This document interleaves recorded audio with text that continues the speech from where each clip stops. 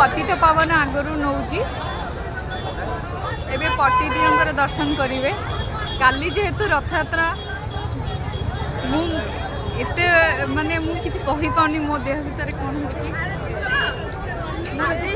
निजक बहुत भाग्यवान भावुँ मो ठाकुर पाखे आसिक पहुँची आपण मानक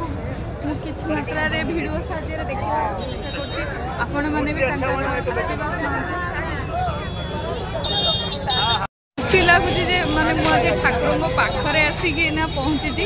आपण मानक देखा केते मात्रा लोक आसी आज राति ठू काली रथ टाणिबे बोली आगे टाइम केतना होला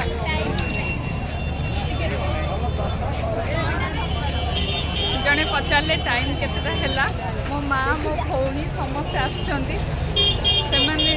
जेहेतु मो भौणी पुरी में रोची बहुत सब जना आमको धरिक आसी पतित पावन दर्शन करने चलतु आपन देखा रथ पूरा पाखर देखते मैं पतित पावन पाखर दर्शन करके फेरुची घर को रिक्शा रे जाऊँगी